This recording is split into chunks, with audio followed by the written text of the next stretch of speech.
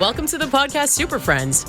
5 podcast producers from across North America get together to discuss podcasting. Meet podcast superfriend David Yaz. He's the owner of the Boston Podcast Network. He also hosts a podcast called Top 10 Time Machine. That's where a top 10 Billboard chart from a random week gets reviewed and analyzed. And just so you know, this episode originally was episode 323 of the Soundoff podcast, which is hosted by me, Matt Kundle. Now, let's get to know David Yaz. Started up, as a lot of people did, I think at the time, as a side hustle. I was intrigued by the fact that any idiot could get into podcasting. And it's both the beauty and the curse of podcasting is just the entry level. I've always been an audiophile. Never really trained professionally. I mean, I was a DJ in college. I was always the guy making the mixtapes and have dabbled in radio over the years. But once podcasting started up, I started a couple podcasts and then realized that I come from the professional world, having been a lawyer and a financial advisor. There are a lot of people that wanted to get in and get some of the podcast pie, and they didn't know how to do it. So with a little bit of humble investment from some friends, I opened a studio. And off I went. So I've never really known anybody who dabbles in radio. I've only met people who are like completely all in. So let's talk a little bit about the radio side of things. You're in Boston, and Boston's got a lot of great radio stations. What'd you grow up listening to over the years? My true love was the Rock of Boston, WBCN Boston. And I had some common friends that knew some of the folks at the station there. But it was probably the first time as a young person that I really got that concept of your rock and roll personality heroes can feel like your family. And a good morning radio show felt like you were kind of listening in on whatever was going on in that morning. So we had a charming, if somewhat cantankerous guy named Charles Laquadera, who was the morning host for BCN. And he had his cast of characters. And I liked it because they were humble. They were good-natured. If it was snowing that day, they were complaining about the snow like the rest of us. They would complain about traffic like the rest of us. The music at the time, of course, was, the classic rock radio. And so, disco sucks. But got to know over the years some people in radio. I had an aunt who was in politics named Margie Clapprood, who at one point had the number 2 talk radio show in Boston. And I, at the time, was working for a newspaper called Lawyers Weekly, and she would bring me in as the legal guy. And we did a segment called Lawyers, Guns, and Money. And then as the years went on, occasionally I would guest host for her in various radio jobs she had over the years. And I just always loved it. I would probably be accused of liking the sound of my own voice. We probably all have that, Matt.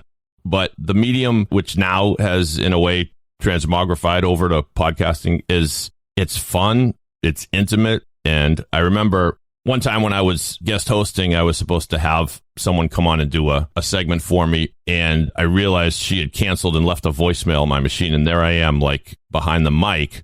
And it's just me and the producer there staring down the barrel of 15 minutes of dead air. And I said, Chance, what the hell are we going to do? And he said, you and I will just bullshit a little bit. And I said, about what? He goes, well, let's talk about why your stupid reporter just canceled and you've got no segment. Let's talk about her. And I said, okay. And he said, Dave, good talk radio is just like listening in on somebody else's conversation. So if we just have a good natural conversation right now, we could do worse.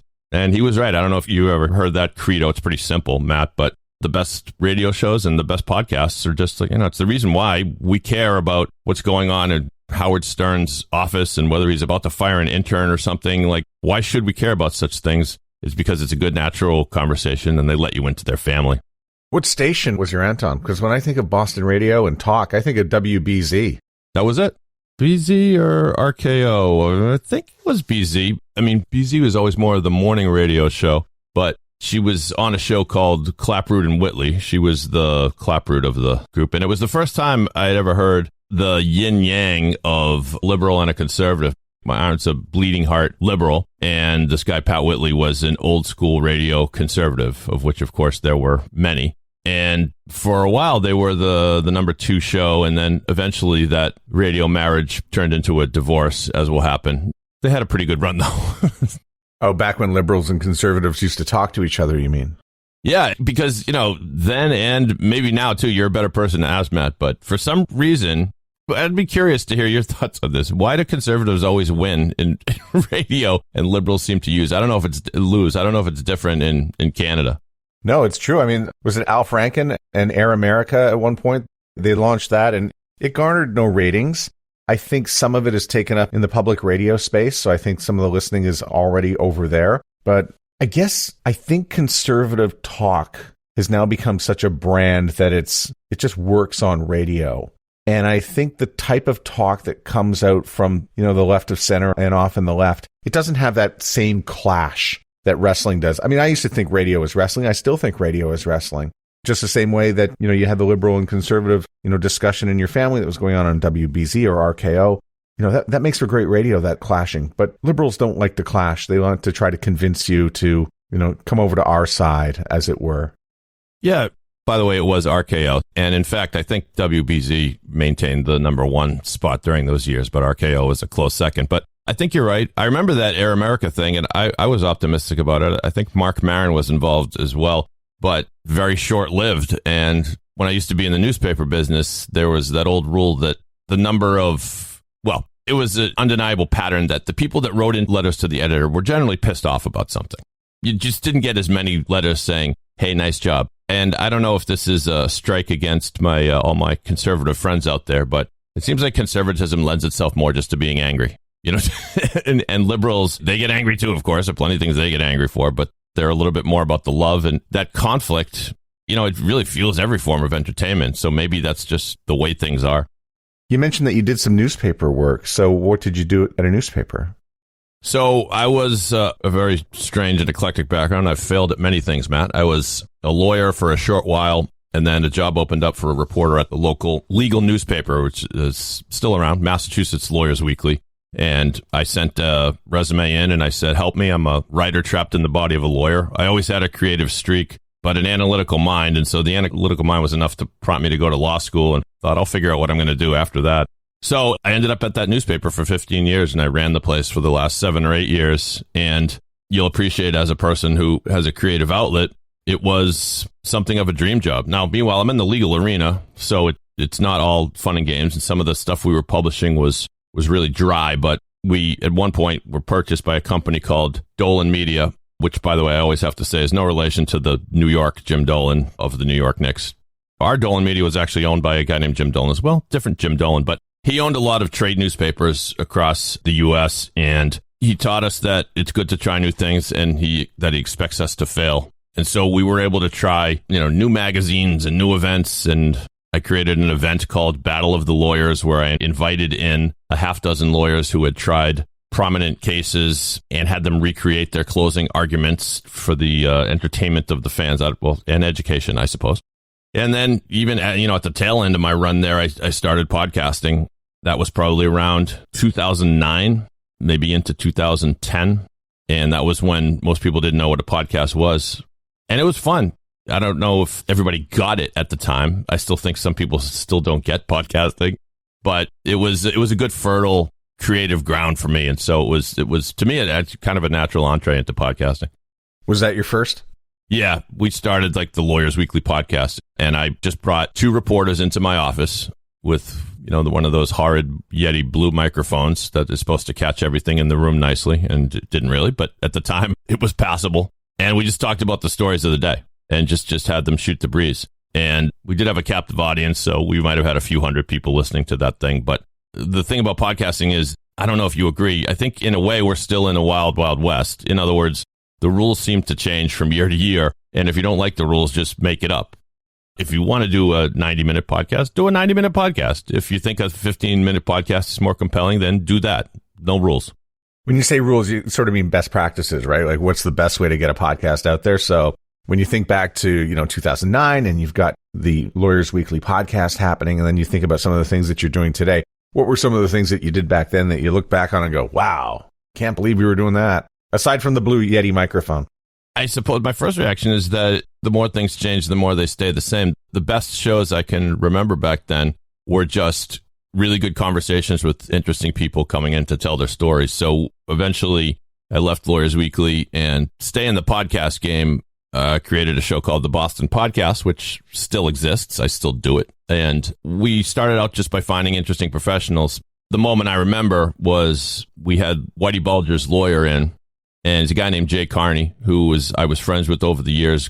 big time criminal defense attorney in Boston, of course. And he did like the sound of his own voice. He could be accused of being pompous or arrogant, but he was always very interesting. And he came in and started telling us about Whitey. And this was at a time when Whitey was in prison, but before he had left the earth.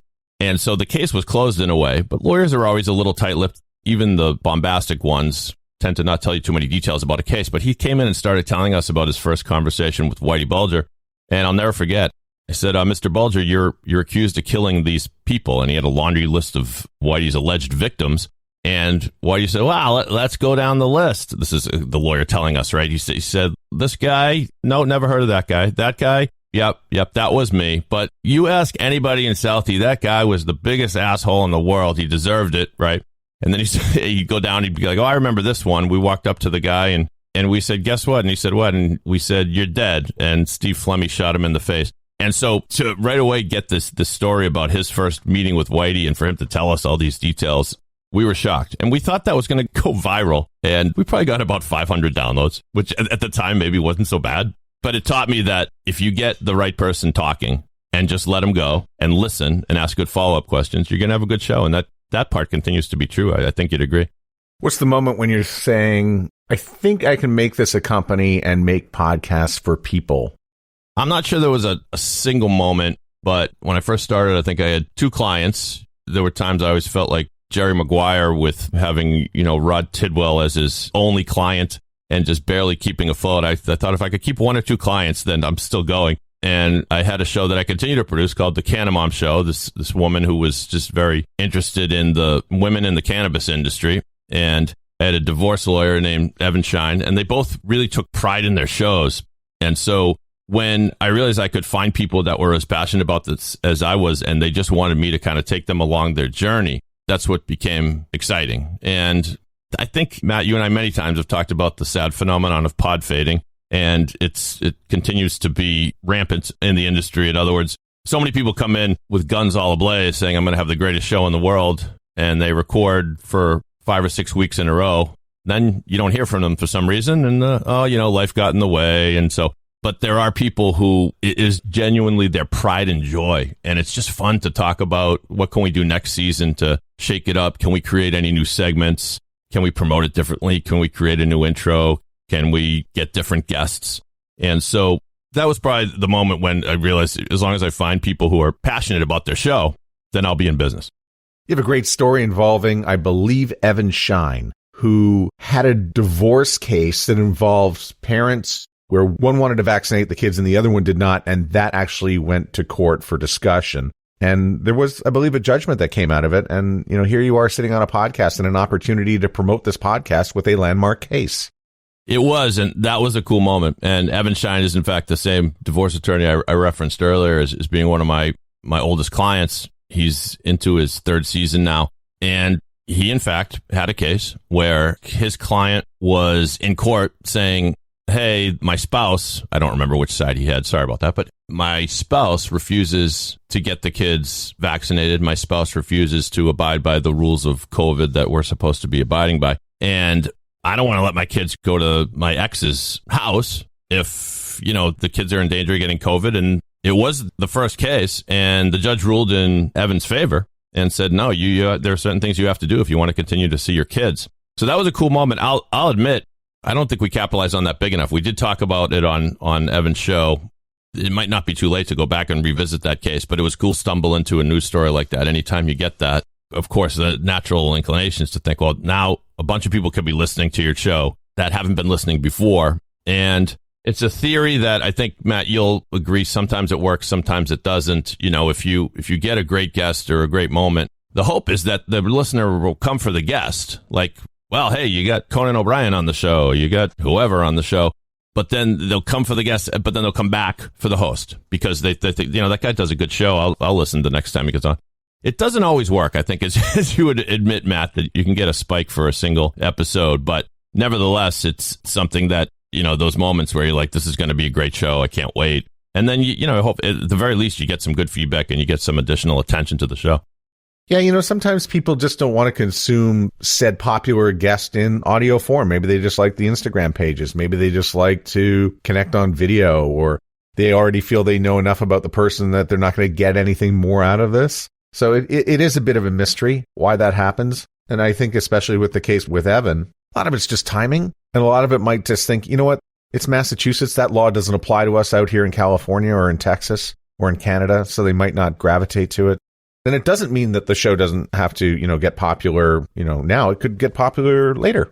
Well, that's true. And that is the thing that I tell a lot of people I work with is it is something that differentiates podcasts from radio and maybe any other medium is the way people discover it is. I don't know about when I find a good podcast, I'm kind of excited if there are a year's worth of episodes that I haven't heard. I don't care that they're old if it's information I'm interested in. But what you said about, maybe I know everything I need to know about that comedian or that personality or whatever. That is one of the simple byproducts of podcasting is I'm a little bit of a comedy nerd. And just for example, your countryman, Martin Short, I'll usually listen to anything he's on. But if I ever meet the guy, I hope he doesn't, start to launch into the story about how he was on the Tonight Show sitting next to Betty Davis, because I've heard him tell that story about a dozen times on various podcasts. And it's kind of a plus and minus. You get to know, you feel like you get to know some of these people, but, eventually those long form interviews, it's going to go over the same ground.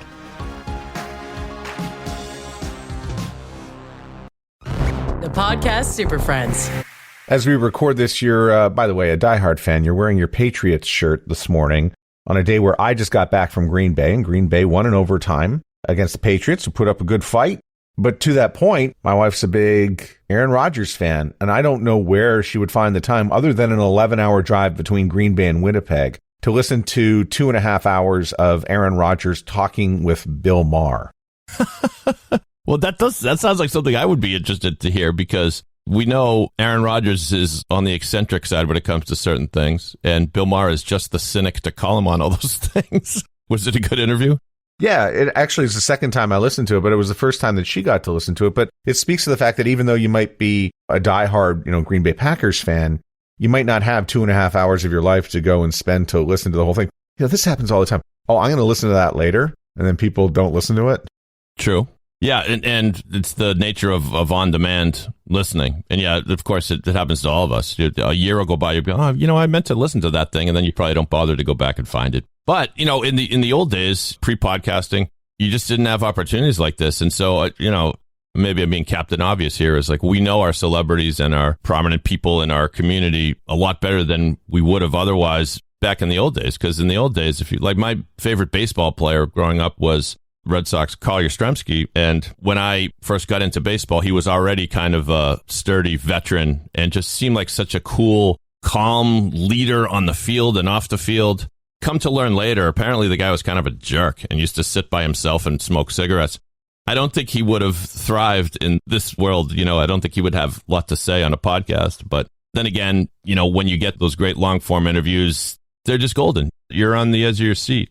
This one hasn't aged well, but there was kind of a legendary episode of Mark Maron's podcast where he interviewed Louis C.K. and the two had a feud in the past. And over the course of 2 hours, they kind of hashed it out. And that was, I would, go to where I was driving and stop and sit in the car and listen to the rest of that thing because it was just so compelling. What's your infatuation with top 10 charts? So much so that you have past tense, a top 10 time machine. Did you always follow the charts when you were growing up and listening to the radio and buying cassettes and records? Oh, yeah. Big time geek, Casey Kasem fan, would be glued to the radio on Sunday mornings to come out or Saturday mornings, whatever it was. And, I had a friend in college and we knew we were brothers in arms and we knew we had similarly music nerd proclivities when, I forget if he asked me or I asked him, but it's a trivia question. It was what song in the U.S. Billboard chart holds the record for the longest number of weeks in a row spent at number 2? And he said, oh, well, that's Waiting for Foreigner song. Waiting for a Girl Like You by Foreigner? Yeah, that's right. Thank you. And we both knew. We both looked at each other and we both said Physical because it was trapped behind Physical by Olivia Newton-John, which was number 1 for so many weeks in a row. And so we thought if we're the only 2 people on the planet that knew that and remembered that, we need to stick together. And so, in recent years, he came to me with the idea. He said, what if we did a music podcast where we, quote unquote, went back in time, just looked at the top 10 on a given day and then give some people some context, and it'll be a fun way to remember that stuff and what has held up and what hasn't. So, we have a humble but very loyal audience. We're still continuing to grow that show. But I think it's a good example of if you're passionate about something, it can keep going. Matt, you and I were on a podcast that you have so deftly curated over the last several months, the podcast Superfriends, and we talked about potential podcast marriages and divorces. And so immediately after we did that episode, I checked with Milt, my podcast partner, to make sure we weren't close to a divorce. And we both said, well, I still enjoy it, don't you? And he said, yes. And so to us, that has become a creative outlet, something we're proud of. And also just a great way to keep in touch with an old college friend. He's in New York. I'm in Boston. We don't get to see each other that often. And so we hope that, I think the people that like the show enjoy the fact that repartee between us is genuine. It's not fabricated. It's not one of these it's Buzzsaw and Johnny in the morning. We're best friends here. Hopefully it's not like that. I think one of the best things about it is it's unnecessarily long. Guilty as charged. Yes. But you guys don't have any rules between you. And if you start putting rules on one another about, hey, we got to shorten this up and lengthen this up, it doesn't become as much fun anymore. Yeah. So the podcast consists of us going through those top 10 songs, but Milt is a research freak, so he likes to give all facts, and most of them very interesting about the origin of songs and where this came from. And, I didn't know until he told me that song 8675309 Jenny, which is by a band called Tommy Two Tone. I didn't realize Tommy Two Tone isn't an actual guy. It's a band. So that's just one example. I was shocked when he told me that. But it is long. They do go as long as 2 hours. And Matt, we have taken great pains to figure out a way to cut it down. And I suppose in a way, to our credit, we might have been justified recently when we put out this survey that has dual goals. The one goal is to try to poll our listeners as to what the greatest songs of all time were. And it invites our listeners to go down a list of about 200 songs. And we tell them, you don't have to rate everyone, but rate them as you see fit. But then it asks for feedback on the show. And we had a multiple choice question. How long should the show be? Should it be about 30 minutes, about 60 minutes, or just as long as it takes? And so far, overwhelmingly, they're saying just as long as it takes. So we don't make it long for the sake of making it long. We make it long because we're covering the stuff we need to. And as long as it's moving and still kind of a natural conversation, we still feel pretty good about it. So I don't know. I mean, do you listen to any podcasts that are super long? I mean, the new media show with Todd Cochran and Rob Greenlee, that's 90 minutes. I mean, I consider that to be long. That is long. I mean, we do an entertainment podcast, and by definition, that means you don't need it. You don't need it. I mean, if we were doing some kind of business, and you do a lot about the industry of radio and podcasting, and for a lot of people that listen to your show, Matt, I think they do it for education. It's almost like they're taking their vitamins. They want to make sure they know what's going on in the industry. And if that's the case, going to be in the car for about, 30 minutes. That's about the length of the show. Great. Makes sense. With ours, I mean, they say you generally listen to a podcast for one of two reasons. You need the information or you just want the information. And if it's both, then great. But I can't pretend anyone needs to know too much about My Sharona by the Knack. They just might enjoy going back and listening to some songs with us and taking the trip with us. So they can also, as many will do, pick and choose. If we're going back to 1966, that might not suit everyone. They might feel more comfortable with Cyndi Lauper and Dexy's Midnight Runners in 1984. And so listen to that episode. And if you don't want to listen to the whole thing, of course, don't. But, we take the unusual step of posting it on a Friday because we think people tend to listen to it in their car driving around on the weekends when they have downtime or they're just sitting around. So that's the theory so far. But, like I say, things change from year to year, and we constantly try to rejigger the format. At one point, we decided the best way to go for a weekly podcast was to do one of our mega Bataan Death March shows of up to 2 hours, but then stagger them week to week with a shorter show of about an hour where we do some kind of specialty show like the best songs containing cowbells, or we did, our favorite deep cuts. Last week, we did the best mashups we've ever heard. Why does it take you 2 hours to talk about 10 songs? Because we love our doodads, we love our jingles. We have way too much fun with them. We thought about cutting out certain things at the top of the show. If the time machine, we there's this silly conceit where we play a sound effect and say, oh, we're going back in time. Now we're back in 1985. And Milt will, spend about 3 to 5 minutes talking about what was going on in 1985. And to me, there were always interesting things like, oh, I remember that. Or I remember Bernie Getz, or I remember when so-and-so did that on the Grammy Award show or whatever. We do that. Then we go into the song. I mean, each song, he's got some research. We evaluate, and then we can't resist doing these things at the end. Like we rate the week. We pick a winner of the week. There's a part where I break in and say it's time for the play date where I'm going to quiz Milt on a certain category song. Listeners can play along at home. I mean, we've gotten it down to like a minute 45, but that's not bad, right? I know. It's long.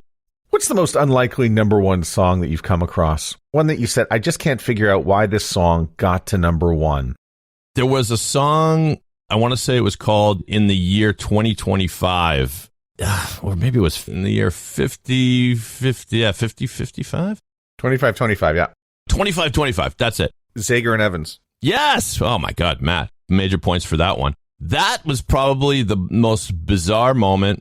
So that song, and I was able to quickly check the interwebs here, came out in 1969 and hit number one. And it is this bizarro kind of meandering song, imagining a day in the future.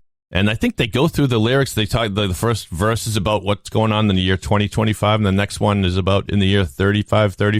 So, I mean, that's one that was very bizarre. I'd say the most pleasant surprise was when we stumbled upon this song, which was a hit. So, I mean, all these songs were hits, so it's always a little weird when we've never heard of it. But sung by the Osmonds called Down by the Lazy River. And we think of the Osmonds as these, like a toothpaste commercial come to life, these Mormons just being happy. And so this song, Down by the Lazy River, it rocks. We were both dancing to it. We couldn't believe it. So it's fun to unearth like fun surprises like that. What is the worst year of the 1980s, and why was it 1981? Yeah. I don't know who tortured you in 1981, Matt. It's a lot of ballads.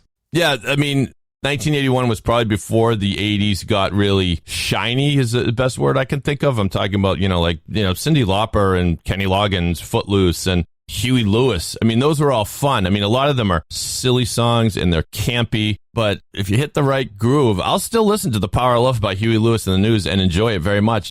I remember the song. I remember Back to the Future. I can picture, he's another one of your boys, right? Isn't Michael J. Fox Canadian? Yes. See, we can't trust you people because you look like the rest of us, and sometimes we can't tell. Yeah, I think you're right. I mean, 1980 was, and 81, those early 80 days, the decade had yet to sort of hit the fun portion of it. There was still some sort of crunch rock hanging around. I remember the Clash and bands of that ilk. The ballads are actually a sticking point between me and Milt, because Milt will be more forgiving than I, but we've hit so many Lionel Richie ballads that it's like I can't help myself. I get out the vomit sound effect, and a bad ballad is worse than anything because it feels like it never ends. Do you have one that most sticks in your craw? I mean, right in that transition point between 81 and 82 really doesn't kick into the spring of 82. And I think we call this, I think it's the MTV effect, where stuff starts to get better. And then the British were releasing, some more keyboards, and they hadn't killed disco the way America had. So Don't You Want Me Baby was still, that's still a cool song. And it goes right alongside Eye of the Tiger. But you still got this residual stink of Charlene, I've Never Been to Me. Oh, we covered that one, yeah. We have a sound effect that says, what the F were we thinking? And that merited that badge. Of course, that song was famously featured in the movie. The movie, which is much better than the song, Priscilla, Queen of the Desert, which was, if you haven't seen it, folks, it's the best movie you'll find around about drag queens making their way to the Australian outback. Very strange movie, but lovable. But yeah, we spent a little time dissecting what that actually means. I've never been to me. It doesn't exactly make sense, in addition to being just kind of a brutally sappy song.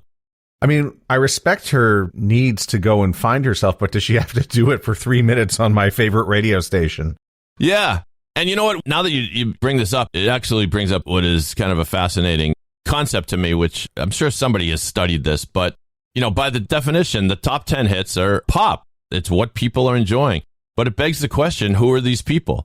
And during different eras and different years, there might have been different ages of people listening to the radio. So why does an Air Supply song make it alongside a song by, I don't know, ZZ Top or something? It's because your parents, they were listening to the radio too. They needed something to listen to. And so it does blow my mind because it is Drek. Much of it is Drek. And so, yeah, I'm not going back listening to I've Never Been to Me too often these days. I don't mean to sort of look at all the podcasts that you work with and say there's a bit of a pattern, but you've got an awful lot of professionals up there from real estate. You got about 3 or 4 there from legal, and a few business. And now I see you've even got one that involves cryptocurrency. So safe to say that you're heavily centered around professionals. That was the plan originally, just because I personally had come from the legal world and the financial world. And so my grain of a business model was that those people in the professional world are going to want to market their services through podcasting. So that has worked to some degree, but it goes to show you how it's almost like there should be different words because a podcast that, I do for a divorce lawyer or an accountant or a speech coach is going to be a lot different than Joe Rogan's podcast or Adam Carolla's podcast, or pick a podcast that is, at the top of the charts. It's almost like they're just not the same animal. And, I tell people, please don't think you're going to be the next Joe Rogan. That's the biggest mistake. But think about what you want to do. So, a lawyer, a business person, someone who's an expert in crypto, perhaps, they are creating the podcast for the purpose of getting their name out there a little bit, in the same way that you get your name out there by what? Going to cocktail parties or attending conferences or speaking at conferences. And these are places where you've got a so-called audience of 200, 300 people, and that's just fine. And you just kind of keep doing that and you get your name around. So it's not the same as like an entertainment vehicle. It's almost the difference between Wayne and Garth in their parents' basement doing the cable access show versus like Monday Night Football. They're just not the same thing. But that doesn't mean they don't serve both great purposes. And that's, as I said, the beauty of podcasting is it has a relatively low entry level. And if you want to be really good, you can with some creativity. And why not create the best show that you can? And so Evan Schein, the divorce lawyer you mentioned that I work with, he's doing it to elevate his name in his industry. But he also loves the idea of making a great show. So we mess around with different kind of segments and intros and outros and other things that are going to jazz the show up. It's the Boston Podcast Network, but you also have some takers from some equally obnoxious fan bases like Chicago and Philadelphia. That's right. I just want to make sure to hit all those fan bases at once. Yeah, no, you've got them. And yes, each fan base is more rude than the next. I mean, Boston fans are known as massholes. New York fans are, it's New York. And Philly fans, you'll know, Matt, of course, are famous for booing Santa Claus. And they would do it again. But, it's when I started the company, to be frank, like a lot of entrepreneurs, this is the first company I've ever owned. You kind of throw a lot of spaghetti against the fridge and see what sticks. And so I named the company the Boston Podcast Network in part because no one had that name. But being centered in Boston and having that as sort of ground zero of my podcast world made sense.